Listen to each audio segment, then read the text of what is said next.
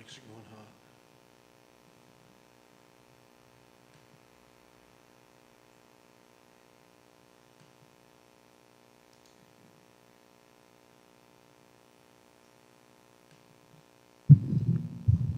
All right, guys, we're going to start the show shortly here.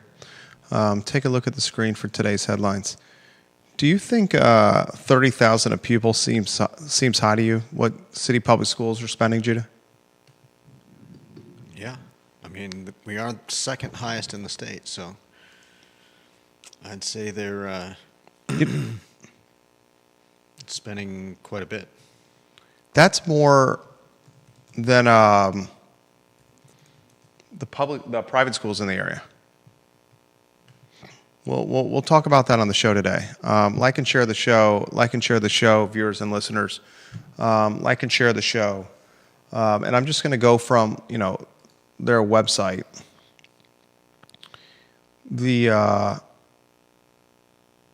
A middle school student at St. Anne's, it's $34,000 a year. Upper school, it's $38,000 for this school year. This is on their website.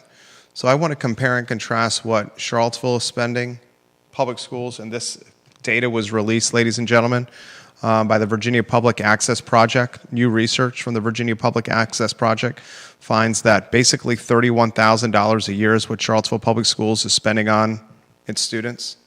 We'll break that down on today's show. Of course, we'll talk about that UVA football game, the loss to NC State, heartbreaker fashion. This team's got upside. Chandler Morse has got moxie. This team's got upside. But it was a heartbreaking loss and one that should have gone another way. And I think it's important to emphasize, yet again, Virginia finds itself suffering third and fourth quarter struggles. That's a we're going to give the benefit of the doubt. It's only the second week of the season. But when you struggle in the third and fourth quarter, ladies and gentlemen, that's adjustments made at halftime. And UVA was outplayed in that second half. We'll talk about that. Of course, we're going to talk about it on the Jerry and Jerry show tomorrow at 10:15 a.m. before the press conference. The transfer tailback, goodness gracious, that kid is good. Chandler Morris is good. UVA's got offensive weapons everywhere. We'll talk about that. I want to talk about a nonprofit in Charlottesville almost demanding the city to have 3 homeless camping sites, approved and legal homeless camping sites. Didn't we go through that, Judah, with Sandersville? Wasn't that what Sandersville was? Kind of. How is it not what it was? That's exactly what it was. How is it not what that was? Because they're asking for, I think, something a little more permanent and well considered. Fair enough. Okay. Fair enough. Like and share the show. Like and share the show. Judah, we are live on my Facebook page. We are live on I Love CVille Facebook. I'll confirm LinkedIn in a matter of moments. We are live on LinkedIn. That's fantastic, J-Dubs. The UVA Board of Visitors gives the cold shoulder to Creed Deeds. Be like, nah, dog, I'm not answering your 46 questions. Creed Deeds, what's he look like now? Now Creed Deeds is saying, now we got to wait to see who wins the governor's race to see how deep we can dig into this. The Board of Visitors, the rector and vice rector, called his bluff. And Creed Deeds did not have any leverage. You disagree? I mean, yeah, sure. I guess that's one way of. They ignored his it. 46 questions. They said, we're not going to answer them. They answered some of them, just not a whole lot of them. You call those answers? You're gonna stand on the ledge that they answered his 46 questions? No, I'm just looking at the article where it says they answered, what is it? I believe they answered some of them. It doesn't give the exact answers. Yeah. The board failed to answer 38 out of 46 of his questions. Right, the real meat and potatoes of the questions. 38 of the 46 they did not answer. Like and share the show. We'll talk about it on the show. Goodness gracious, we have a lot to cover. John Blair, welcome to the broadcast. Television, radio, and print, welcome to the broadcast. A lot we're going to cover on the show today. The Monday edition of the I Love CVille show. The show airs Monday through Friday at 12:30 to 1:30 on the I Love CVille network, the water cooler of conversation, the water cooler of content in Charlottesville and Central Virginia. I'm feeling pretty good. I think we can rock and roll when you're ready. Judah, you feeling good? Which headline most intrigues you, J-Dubs? I think it's interesting that this nonprofit BRAC wants City Council to choose three camping spots. We'll see. We'll see what happens. So, is it the Blue Ridge Area Coalition of the Homeless, BRAC? Let's see. I believe that's what that stands for. The Blue Ridge Area Coalition of the Homeless wants the city to approve city land for tent cities. That's what that is, ladies and gentlemen. Yep. They want tent cities. All right, let's rock and roll on the program today. Quiet on the set.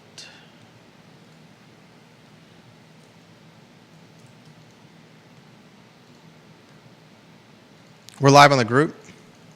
Yeah. Fantastic.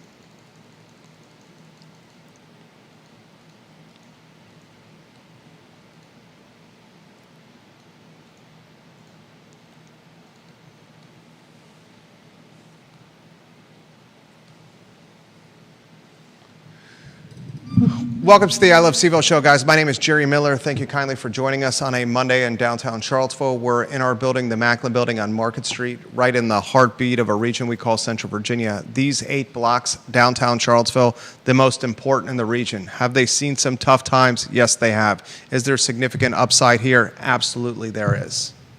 And I'm comfortable on that hill. The 50-year anniversary for downtown Charlottesville is next year. And City Council, Sam Sanders, City Hall are feeling pressure from a lot of folks in this community about improving the quality of life, the safety, the approachability of these 8 blocks that we call downtown Charlottesville. And I learned, and you should memorize this number, that there are 240 houseless individuals in this community, 240. And I had a conversation over the weekend about the 240 homeless in this community and asked this question: how do we offer a hand up, not a handout, but a hand up to these 240 people without deprioritizing, without offering significant support for this downtown Charlottesville ecosystem that is struggling right now? Both can be done. You can offer a hand up to 240 houseless and the supply chain of nonprofits that siphon their fundraising dollars off the 240, while also supporting, tailwinding, and championing the business district of an entire region. We'll unpack that on today's show. There's a nonprofit locally, ladies and gentlemen, that wants the city of Charlottesville to approve 1, 2, and 3 camping sites in Charlottesville City. I'll say that again. The Blue Ridge Area Coalition for the Homeless wants Sam Sanders, City Council, and City Hall to approve 1, 2, and 3 camping sites. These are tent cities in a 10.2 square mile city. Let's unpack that on today's program. We'll unpack on today's program the fact that Charlottesville Public Schools, this according to research released very recently from Virginia Public Access Project. Public schools in Charlottesville spend, this is an astronomical number, it caught me off guard, nearly $31,000, ladies and gentlemen. Nearly $31,000, $30,736 to be exact, on each student per year. To put that in perspective, tuition at St. Anne's Belfield Academy, a Tony, prestigious, premier, prominent private school in Charlottesville, one of the most expensive, if not the most expensive, in the city in Albemarle County. A middle school student from 5th to 8th grade tuition is $34K. Upper school, $38K. The public schools are flirting with St. Anne's Belfield yearly tuition. Lower school at Stab, $31K. The spend for each student in public schools in Charlottesville is synonymous with the tuition for a kindergartner to to fourth grade student at St. Anne's Belfield Academy. This data online, you can find it yourself. I just did a basic Google search, St. Anne's Belfield Academy tuition. We're going to unpack this storyline on the I Love CVille show, ladies and gentlemen, today, including former Mayor Nakia Walker's commentary. Say what you want about Nakia Walker, but goodness gracious, she's got comments on everything, and that offers content and conversation on the water cooler of Charlottesville and Central Virginia, the I Love CVille show. We'll talk on today's program about the UVA BOV, in particular the rector and vice rector offering the cold shoulder to Senator Cree Deeds. Senator Cree Deeds at this very moment, and I hope Senator Cree Deeds hears this, looks like he has been emasculated of power. He offers pretty much a demand. He says, Rachel Sheridan, rector of UVA Board of Visitors, Porter Wilkinson, vice rector of UVA Board of Visitors. I got 46 questions for you, and I want you to answer them by, was it at the 15th of August? By the 15th of August. You will, Senator Cree Deeds says, give me answers to these 46 questions, specifically the role you played with the ouster of Jim Ryan as president of the University of Virginia. What role did you play with the Department of Justice and the Trump administration with forcing the resignation of Jim Ryan at UVA? Rachel Sheridan, Porter Wilkinson. They said, Cree Deeds, we're not going to give you the time of day. We're not going to answer your questions. It's like the guy who goes up to the cheerleader in high school and asks her on a date. That's Cree Deeds. The cheerleader looks at Cree Deeds in the hallway next to the locker. She puts her Patagonia book bag over her shoulder. She grabs her Trapper Keeper. Do they have Trapper Keepers these days? Trapper Keeper. She grabs her iPhone 16.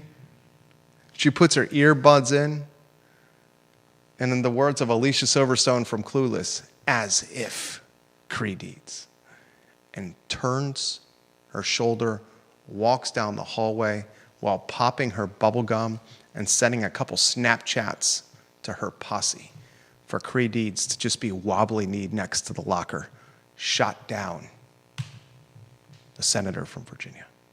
A lot we're going to cover on the program, ladies and gentlemen, including Tony Elliott and Virginia football, a heartbreaking loss to the NC State Wolfpack, a win on the fingertips of Chandler Morris.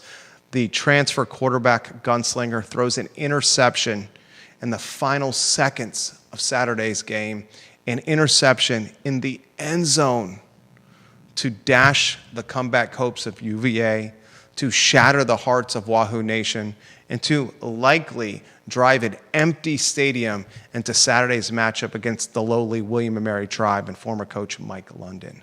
Virginia now 1-1. That NC State contest was critical to help Virginia get bowl eligible. They should beat the Tribe in Stanford as they head into a Week 5 matchup against nationally ranked Florida State Friday night. Ladies and gentlemen, Florida State, national television, Scott Stadium.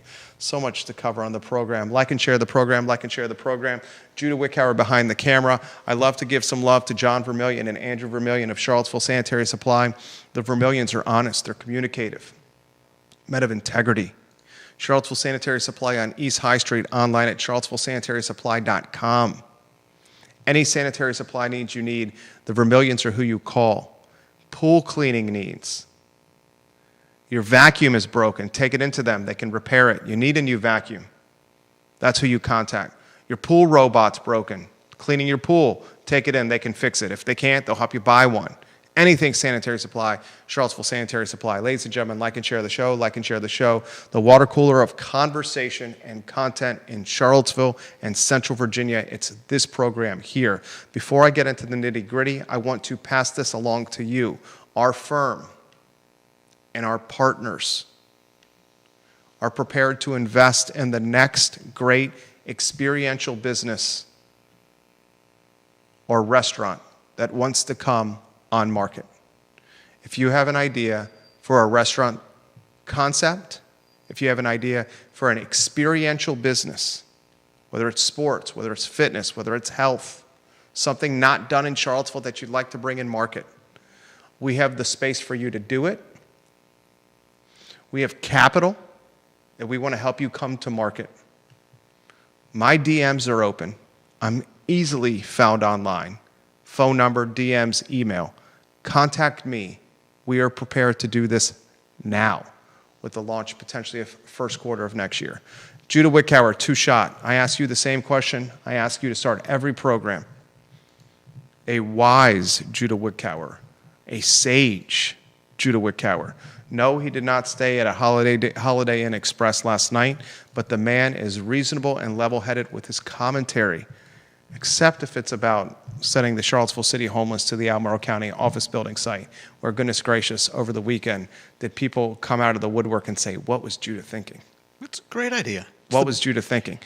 Tell me one idea that somebody's come up with that's better than that.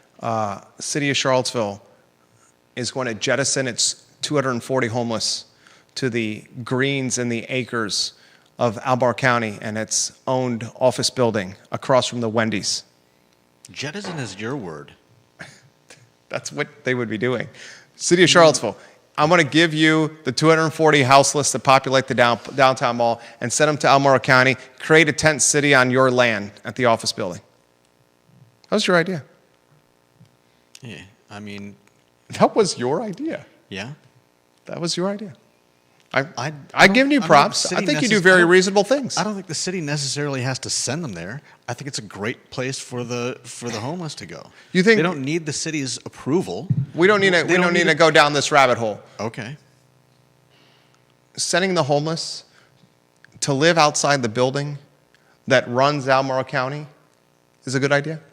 You keep saying sending. If you want to misrepresent it, fine. We'll talk about something else. How am I misrepresenting it?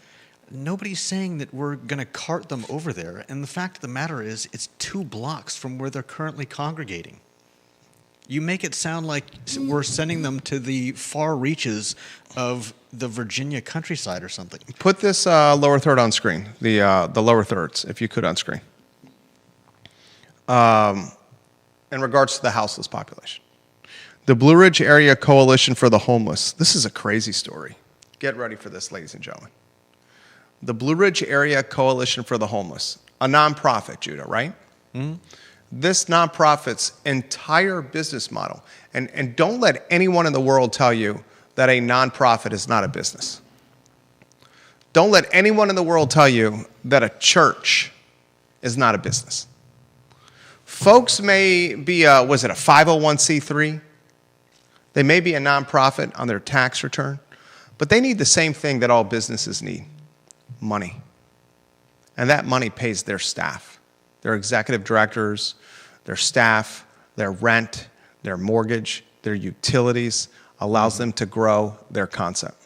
So there's a nonprofit locally, the Blue Ridge Area Coalition for the Homeless. BRAC, is that the acronym? Yeah.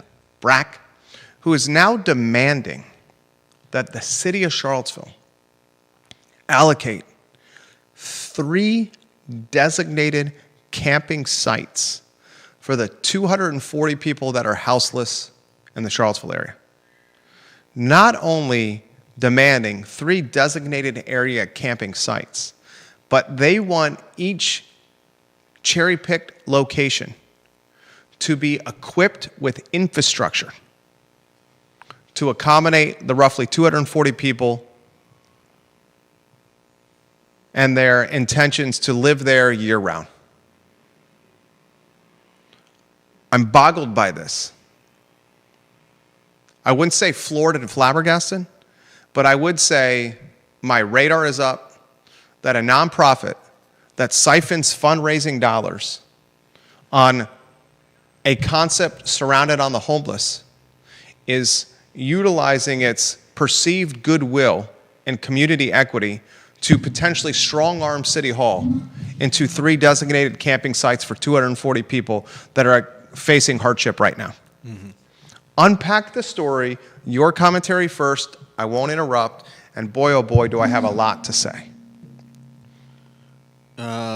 my story. I mean, about what's going on with this, the BRACH, Blue Ridge Area Coalition for the Homeless, as you stated, is pretty much demanding of Sam Sanders and City Council that they come up with three city-owned spaces for people experiencing homelessness to officially be permitted to camp, and goes on to whether you want to call it demand or lay out that each of these areas should be on a Charlottesville area transit stop, have a maximum number of people who can stay there. So that's what, 80 a person. If you want 3, there's 240, call it 80 a pop. And she called for a working group to be convened to identify solutions, who will, of course, be working on their own time and pay.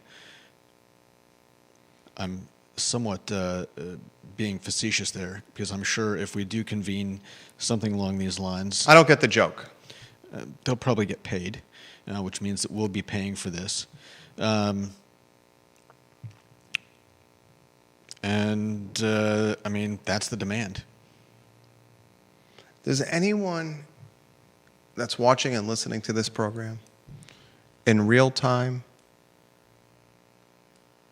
or at your leisure, on demand, find it absolutely curious at best, maybe infuriating more likely, that a nonprofit who makes its living on siphoning fundraising dollars from a homeless business model, a business model around the homeless, is now in the wake of Tuesday's catastrophic council meeting that was more zoo and help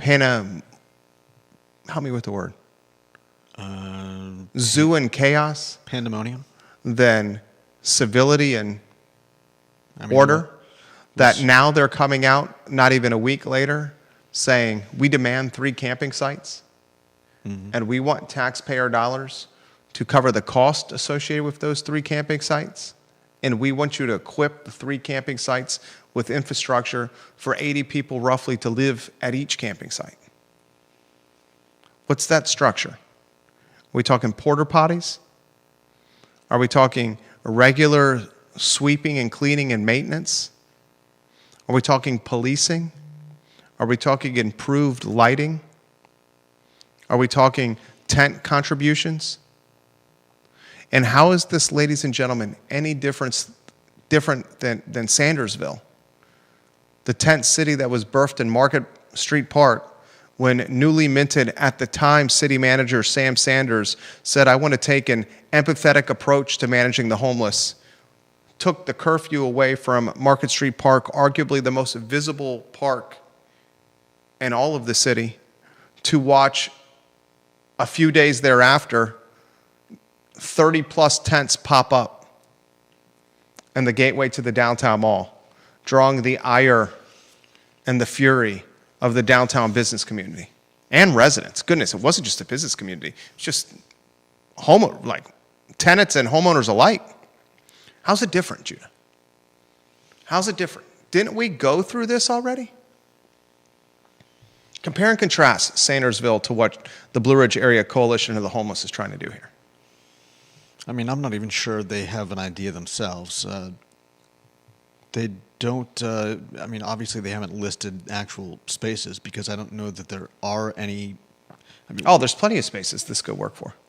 Plenty of spaces where you could put 80 people? Easily. There was 80 people at Market Street Park, dude. There were 30-plus tents, multiple people per tent. There was easily 80 people in Market Street Park.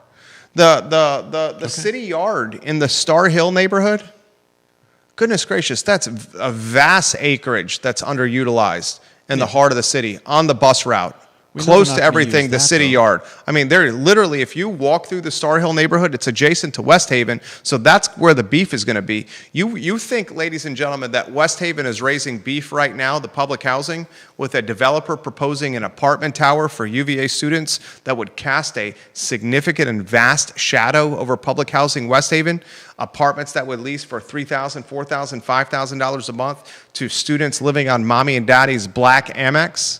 Do you think that would create drama? Wait till you consider the city yard site that's extremely underutilized for housing for 80 people. Wait till you see what happens there. That's when you really see hypocrisy with not in my backyard. There's significant locations where this could work. We've identified one on High Street where Wendell Wood's mud pile, his mudslide was purchased for $1 million+ by Charlottesville City. As the fixer texted me last week, don't forget the Carlton Mobile Home Park, where the city offered a bridge loan, goodness gracious, to Habitat for Humanity, Sunshine Mathon, Sunshine's from PHA, Dan Rosenzweig from Habitat for Humanity, and Sunshine from PHA. Remember the bridge loan, Carlton Mobile Home Park? There's another potential site. I could rattle off sites left and right if you like me to. Aren't there still people there? There are, but it's not at capacity. It's not the best use of what it could be from a density standpoint. That's why the developer was thinking about building apartment towers there, right? Apartment towers certainly more dense and more efficient use than trailer parks. I could continue. Mm-hmm. Is it brazen for BRAC? Is it ballsy for BRAC? The Blue Ridge Area Coalition for the Homeless. Brazen and ballsy for them to bark orders and demands of City Hall for 3 homeless camping sites mere hours after a lunatic city council meeting where the natives were running the meeting, where Juan Diego Wade looked weak with his control of the meeting. I think it's exactly because of that meeting that it's not brazen that they're asking for anything. It's they're just, I think, following what they see happening around them. And that's the world we live in right now. Do you see, ladies and gentlemen, he's making the point for me. Judah just made the point for me. Mm-hmm. Do you see what happened on Tuesday when Juan Diego Wade and Brian Pinkston and Lloyd Sinook and Natalie Oshern and Michael Payne, when they asked the city manager and the city attorney and the police chief and staff in City Hall, they asked them to create a framework for camping in Charlottesville, a framework for managing the houseless population and their ability to camp in public spaces. They asked their staff, their upper management, the police chief, the city attorney, they asked the city manager to create an ordinance in April. And then when it was presented in September, ladies and gentlemen, city council went silent and did not stand up for the police chief. And no one on that dais even raised their hand and said it was us that wanted the ordinance to happen. So when city council at that moment looks weak and scared and timid, where the bully, those that are in attendance that influence the council and the policy that they were presiding over, when the bully in the schoolyard realizes that, oh my gosh, they gave me an inch, I'm going to take another inch. I'm going to take a mile. Now we got a nonprofit that is demanding City Hall and City Council give it 3 designated camping spots and provide infrastructure for those 3 tent city locations. We went on Tuesday from having an ordinance to manage camping and sheltering and the possessions in public spaces of 240 people in a 10.2 square mile city to now, not even a week later, a nonprofit trying to strong-arm local government and giving it 3 designated locations backed by taxpayer dollars and resources, and then infrastructured with water, with bathrooms, with policing, with lighting, with cleaning, and potentially tenting. That, ladies and gentlemen, is the schoolyard bully getting an inch on Monday, shaking you down for your Welch's fruit snacks. On Tuesday, shaking you down for your Welch's fruit snacks and your Twinkie. On Wednesday, shaking you down for your Welch's fruit snacks, your Twinkies and your Cool Ranch Doritos, and then on Thursday saying, just give me your Wolverine lunchbox and the thermos. You're not going to eat for the rest of the school year. That's what happened. Eventually, what's got to happen, because you're a leader, and leaders make tough decisions. You know, I had this conversation over the weekend. You know what one of the key characteristics of a good leader is? A good leader is able to hedge risk. A good leader is able to see risk ahead. A good leader is able to make decisions that the populace doesn't find popular. A good leader is able to have thick skin. A good leader is able to determine the direction of where someone's going to go. And a good leader is able to utilize the word no. And I haven't seen this city council utilize the word no, take the verbal arrows and the verbal bullets from the activists and say, this is the direction we're going to go with Charlottesville. Yeah. They certainly left their police chief out to dry. They left the head of the business district out to dry, the business lobbying group out to dry. Yeah. 3 locations. Anything you want to add to that? Jim Hingley also had this to say for you, Judah. This was over the weekend. I trust Jim Hingley. Walked by the studio this morning, had a fantastic hat on, looked super sharp, the Commonwealth's attorney. And then we'll open it up to comments and your commentary, viewers and listeners. He, over the weekend, sent me a photo. At the Jefferson School, there's signage that's posted at the Jefferson School. Okay. You know where the Jefferson School is, right? Where Staples, right next to Staples. Yeah. Where Shabine used to be, now it's the barbecue joint, Vision Barbecue. Yeah. Gateway to downtown. The Jefferson School has signage posted on its parking lot. There's a big parking lot there that's covered. Okay. That parking lot that's covered at the Jefferson School would make it a phenomenal encampment site because it's covered. There's shelter from inclement weather. Okay. But the signage at the Jefferson School says effective August 14th, 2023, and here's the sign. Can they see it? Jim texted this to me. Vaguely, He saw the maybe. sign. I'll read it to the viewers and listeners. The sign says, any personal items found on the premises of the Jefferson School will be permanently discarded. So the Jefferson School will permanently discard any possessions found on their property.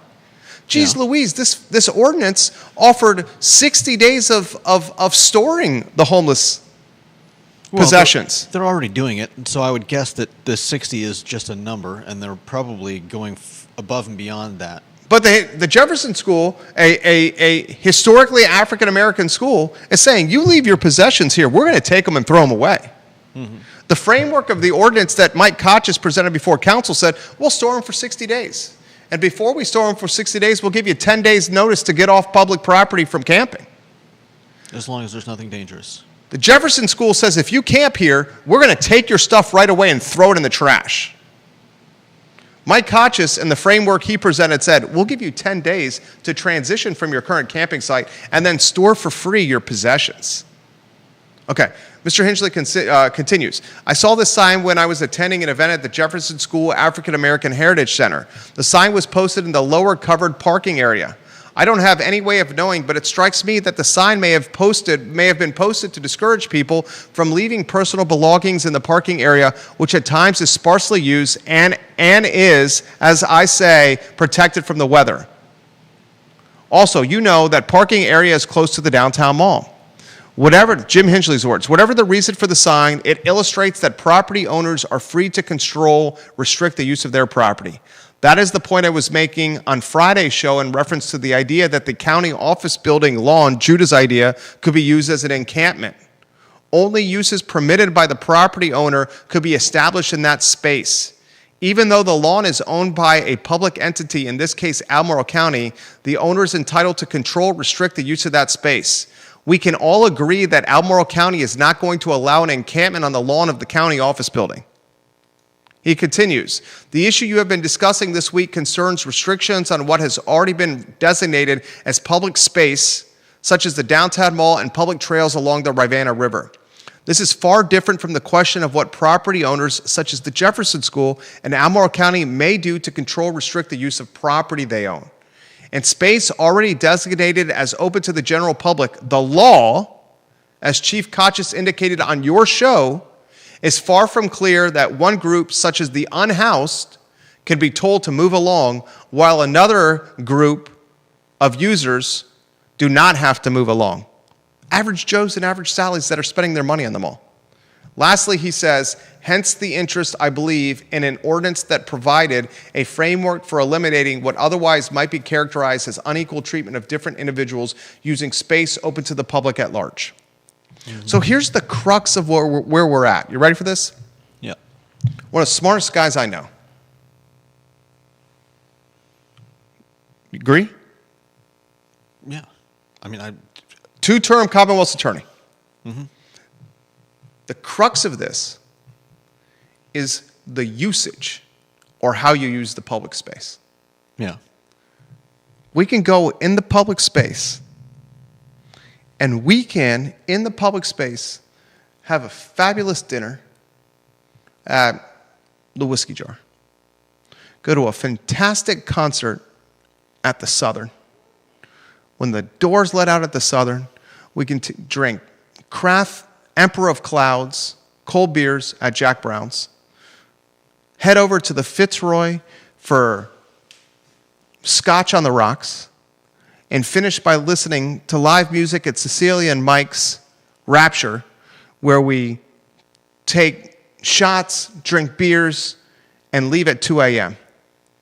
We can be blitzed out of our mind, Uber home, not drive, Uber home, and be totally within the law. Almost blackout drunk if you want to. Uber home and be totally fine. But someone cannot camp and sleep on the mall overnight. Currently, they can. That's the crux of it. Your usage, your ability to use the public space. And all Kochis wanted to do was create a framework for usage. I mean, it wasn't even Kochis. Kochis was just doing so at the behest of the city council. Thank you for clearing that up. Council told him to do this. Kochis did not come up with this on his own. Council instructed them to do it. And then waffled about whether or not they did. In fact, you can waffle some more in this article here. Bingo. And because council waffle, because they got wobbly kneed, because they showed that they were able to be bullied, now a nonprofit organization whose entire mission is to support and offer resources for the homeless. You can look at it, support and offer resources. Others may look at it as monetizing the homeless to cover their staff and their overhead. Is now on record hours after that meeting demanding 3 sites in the city for 240 people to equally be split. And those 3 sites to have infrastructure and taxpayer resources allocated to them. That's not a coincidence. That's not a coincidence. That is a direct reflection of city council looking like they were weak and sad and unable to be leaders of merit.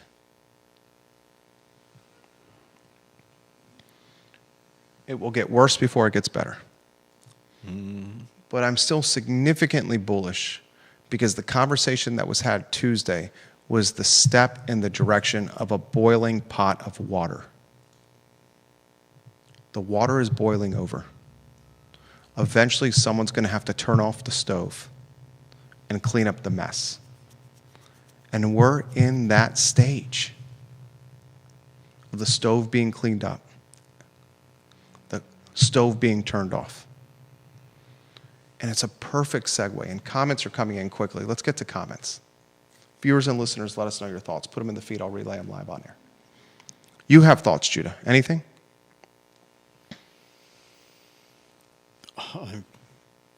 I mean, I think it's wild that that BRACH is offering strongly worded suggestions to City Council.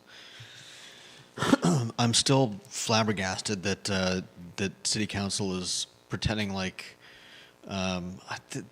they just don't have a consistent story. In the article here, Michael Payne, City Councilor Michael Payne, is quoted as saying, "The buck stops with City Council in terms of where things come from. When the city manager presented his original plan for homelessness, part of it was banning camping as a possible policy. The decision at that time was we will not explore this until a permanent year-round shelter actually exists."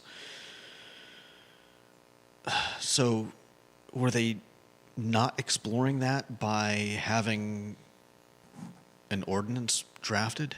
I don't understand. And anyways, it's just a mess. They clearly don't have a plan. They've got one tool, which is, well, maybe they've got two tools. They've got building more houses, which That's not going to happen. we've talked about and hasn't happened and probably won't happen anytime soon.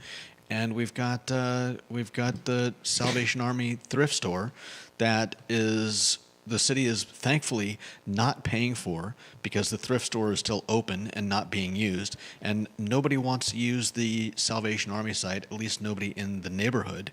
So we've got, almost going on 2 years since they announced that they were going to build a shelter. And we are, as far as I'm aware, not really that much closer to having a shelter.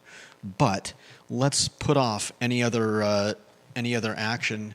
Let's put off putting any other tools in our toolbox, and just lay all our hopes on more housing and a shelter. Curtis Shaver watching the program. Happy birthday, Curtis Shaver. I believe his birthday was Happy yesterday. birthday. One of the most kind-hearted, beloved, likable, approachable, beautiful souls in Charlottesville. Always an inner circle friend, Curtis Shaver. I sincerely mean that. Love this guy. Happy birthday. He says, Jerry, please don't whisper. ASMR Amen. Makes me cringe like nails on a chalkboard. Yeah. Conan Owen watching the program. Conan's the owner of Sir Speedy of Central Virginia. If you need signage work done, Conan Owen and Sir Speedy of Central Virginia is who you call. In fact, Conan Owen's coming to the Macklin building tomorrow, Tuesday, to help us with even more signage needs. Logos, signage, window decals, direct mail, pamphlets, trifolds, lanyards. This banner behind me is Conan Owen of Sir Speedy of Central Virginia. He says, an encampment will allow for better control of the homeless. It will not provide them homes, but the sooner we move them off the downtown mall and into an encampment, I believe it will shame the community into moving on to the low barrier shelter. The NIMBYs will be shouted down. My concern, Conan, and it's a very good point, my concern, Conan, with the 3 approved camping sites that are infrastructured for the houseless is it will draw more houseless to the area. It's known mid-Atlantic wide that Charlottesville's a great place if you want to pursue this lifestyle or you are in a state of bad luck. If 3 camping sites are approved and tents are allowed and porta potties are provided and other resources and infrastructure are offered, other houseless will come to Charlottesville because of that. That's my concern. He makes a point, it removes them from the mall, allows business to continue, and it may encourage a low barrier shelter to be developed, but that certainly will be a Pandora's box. My 2 cents. Now, it's a really good segue into this topic. Janice Boyce Trevelyan watching the program. She said, Judah, we rode by the Almaro site you talked about on Friday, and there are some people sleeping there. Oh, see, it's already started. There are some people sleeping there. This comment comes in from John Blair.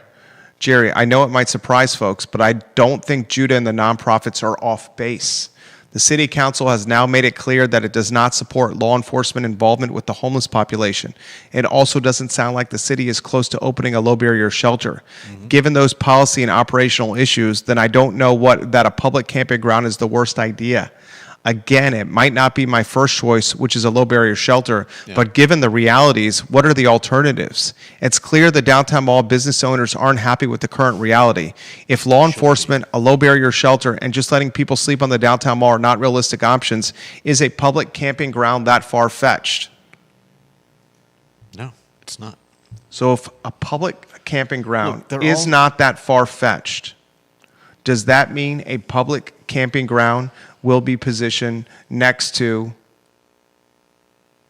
the Rivanna River on the land owned by the city with the purchase from Wendell Wood on High Street? Does it mean it will be positioned at the site of the city yard next to West Haven?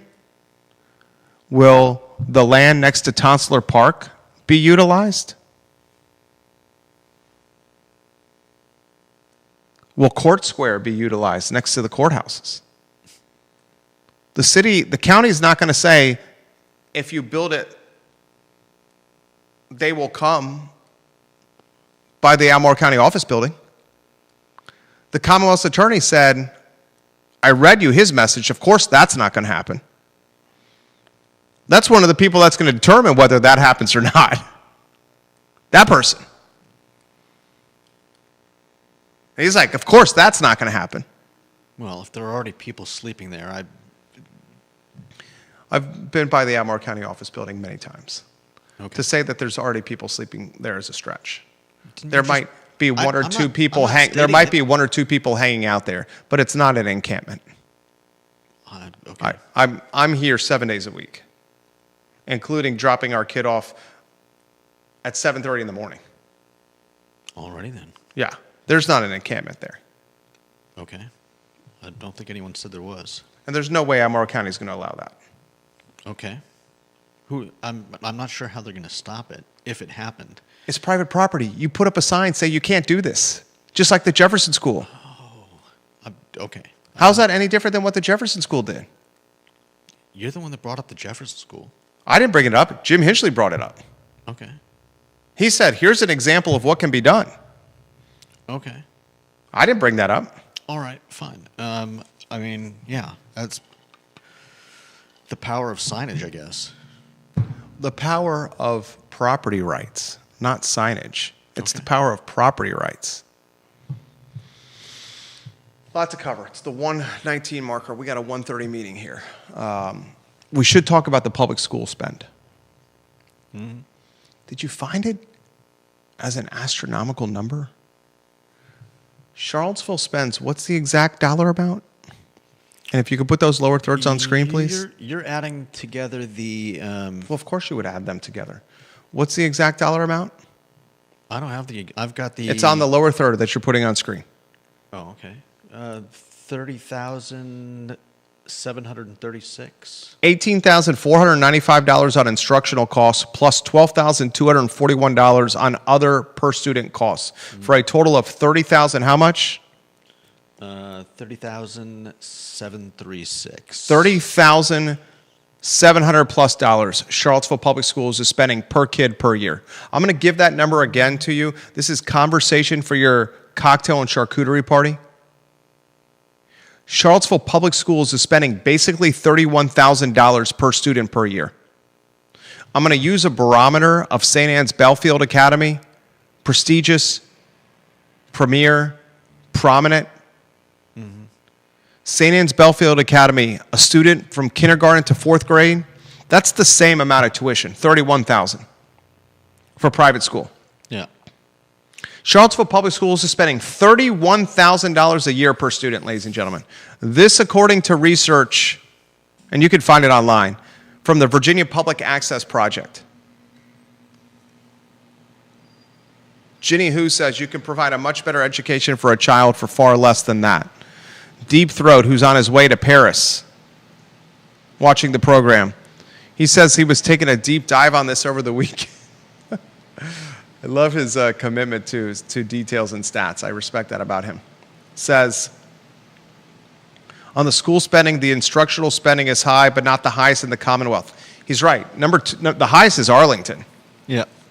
Charlottesville Public Schools are number 2. The second highest spend per student in the Commonwealth of Virginia is Charlottesville Public Schools. Number 2 in the Commonwealth is Charlottesville Public Schools. Mm-hmm. 2 lower thirds you can rotate on screen.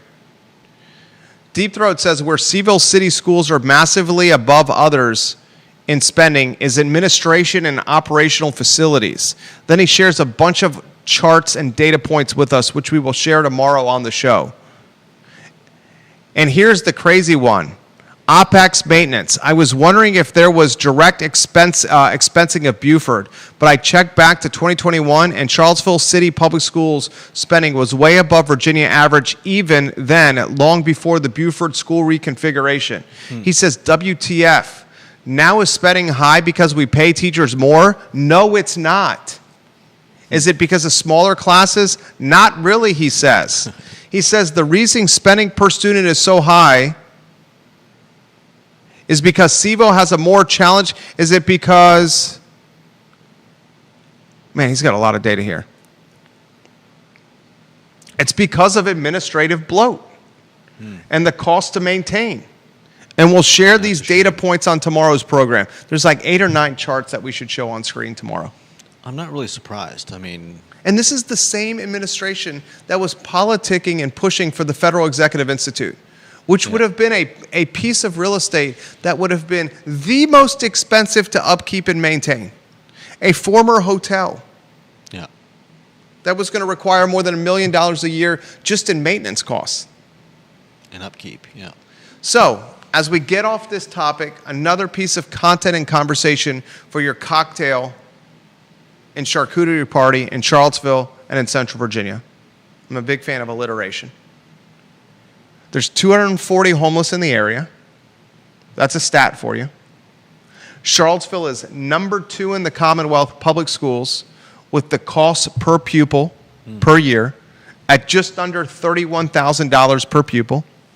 That $31,000 allocation per pupil is synonymous with what it costs to attend St. Anne's Belfield kindergarten through 4th grade. Think about that. Next headline, Judah Wickhauer, what do you got? I got a meeting in 6 minutes. Oh, let's see. Ready to invest in experiential businesses? Should City Hall... I highlighted this. If you have an experiential business or restaurant you're looking to bring to market, DM me, call me, email me. So we have space and resources where we can help you come to market. I'm not looking for fly-by-nights here. Business models and sensibility and experience are what we're looking here. I think Cree Deeds is the next headline. Yep. UVA BOV cold shoulders send Cree Deeds. So Senator Cree Deeds sent an investigative letter to UVA Board of Visitors Rector Rachel Sheridan and Vice Rector Porter Wilkinson. And Cree Deeds said, hey, ladies, before you were the rector and vice rector, but while you were on the Board of Visitors, I'm hearing that you two gals were the linchpins on getting Jimbo Ryan ousted from Cars Hill and UVA. And ladies, Rachel and Porter, I want to know what you did behind the scenes to potentially backstab Jimbo in cahoots with the Department of Justice and Donald Trump. And here's 46 questions. I got an August 15th deadline. I'm giving you a week's notice, many weeks' notice, multiple weeks' notice to answer these 46 questions. And goodness gracious, I'm a senator in Virginia, and this is a public university in my Commonwealth, and I'm doing my darndest to stand up to voters and taxpayers and to stand up for what I think is right, and potentially federal overreach by Donald Trump and the Department of Justice with pushing Jim Ryan out of office. So Rachel and Porter Wilkinson, the vice rector and the rector, they're like, you know what? We're going to wait till the last day, August 15th. And on August 15th, we're going to tell Senator Creed Eads in his suit and his glasses, see him walking up and down the mall. We're going to tell him, we're going to give you the cold shoulder. We know you asked us out on a proverbial date and want to go into the drive-in movie theater with us to watch Back to the Future 2 and your 87 Cutlass with the top down while you're sneaking some cold beers from the backseat cooler. But we want nothing to do with you. As if Alicia Silverstone and Clueless turned around while Creed Eads is asking them questions. They say, we're not talking to you. They walk down the hallway and start Snapchatting the rest of the ladies on the cheerleading team. That's what happened. Now Creed Eads is left doing this. Well, goodness gracious. They call my bluff. Now I got to wait to see who wins the governor's race. And if Spanberger gets in office, maybe I have the merits and foundation for malfeasance to potentially push Sheridan and Wilkinson out of the BOV because they didn't respond to a state senator's investigation. Is that pretty much how it's playing out now? Could be. Is this now the foundation for Creed Eads to go to Spanberger, who clearly is a front runner to win this race, to say, hey, in August, I gave him a deadline of August 15th to answer these 46 questions. They ignored me. I'm a state senator. I want you to utilize this cold shoulder, this snubbing, as the basis and the merit to ouster them as rector and vice rector as we reshape the BOV in this now Spanberger Democratic Virginia mold. Time will tell. But right now, Creed Eads looks weak. Super weak. Like the guy who got snubbed and cold shouldered by the cheerleader next to the locker room. Next headline, and it's the last one, ladies and gentlemen, and we'll talk about it in detail at 10:15 a.m. tomorrow with the Jerry and Jerry Show. Tony Elliott and Virginia football suffered a tough loss in Raleigh against NC State. This was a game that Virginia should have won.